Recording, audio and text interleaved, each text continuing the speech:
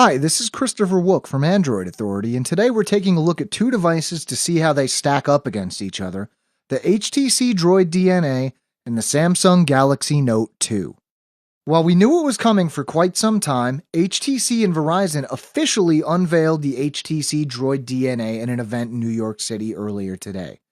This is the HTC J Butterfly rebranded for Verizon, so if you start to feel a bit of deja vu, that's perfectly normal. Now let's take a look at how these devices measure up to each other. The first thing you'll notice is that while it still has a fairly large screen, the HTC Droid DNA is smaller than the Samsung Galaxy Note 2, with a 5-inch display to the Note 2's 5.5-inch display. Whether this is a good thing or not depends on how much screen real estate you need, as well as how large of a device you're comfortable with. One clear edge that the HTC Droid DNA has is its 1080p 440 pixel per inch display, while the Samsung Galaxy Note 2 only has a 720p display.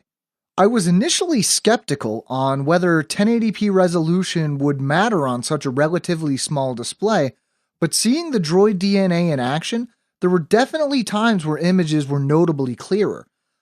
Obviously, a lot of web content isn't 1080p resolution, so you won't notice this too often, but in the case of photos, for example, the higher resolution display is very nice. When it comes to the design, it's entirely a matter of personal taste between these two devices. As fond as I am of the Note 2, I have to say that I find the Droid DNA's design more interesting. The Droid DNA is also thinner than the Note 2, which some users may care about more than others. Looking at sheer power, it would seem that the two devices are evenly matched.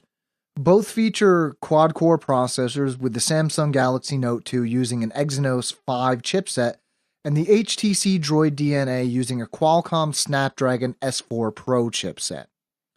While the Note 2's processor is clocked slightly higher at 1.6 GHz to the Droid DNA's 1.5 GHz, the Droid DNA seems to be the faster of the two devices.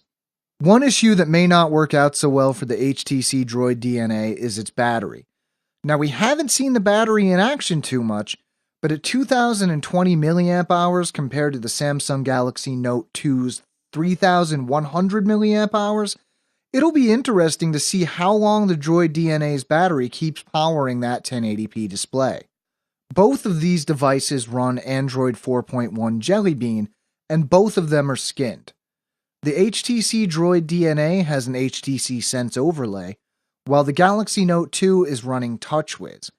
If you're a fan of stock Android, you might not be happy with either of these, but both of them are similar enough to each other that if you like one, chances are you'll like the other just fine. Looking at the differences in features, both devices have one feature that they push above the rest.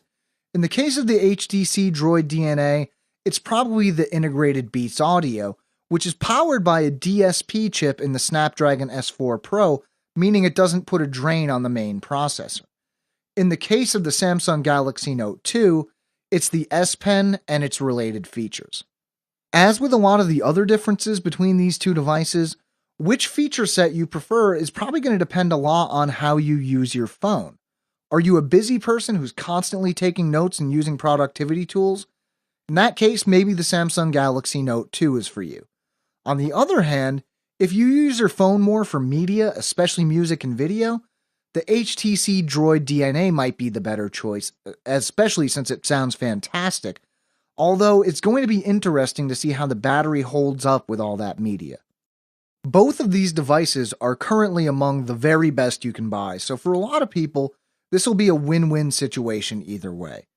Personally, until I saw the HTC Droid DNA's 1080p screen in action, I wasn't sure that it was a feature that would matter at all, but seeing it, it's definitely an advantage. As for the Samsung Galaxy Note 2, as someone lucky enough to have used the device for the past few weeks, I've fallen in love with it. If I had to choose between the two, I wouldn't even know where to start.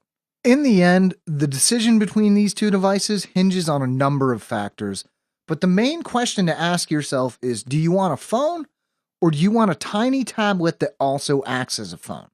Really, the only way to decide for yourself is to use both devices for a few minutes in person and see which one you prefer. all the specs and features in the world can't choose what the right device is for you. That decision is entirely yours. Which of these two devices seems more appealing to you?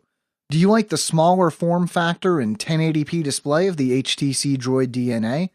Or do you prefer the Samsung Galaxy Note 2's S Pen features and larger amount of screen real estate? Tell us what you think in the comments. This has been Christopher Wook for Android Authority, and as always, we'd love to hear what you think of this video and the other videos on our channel.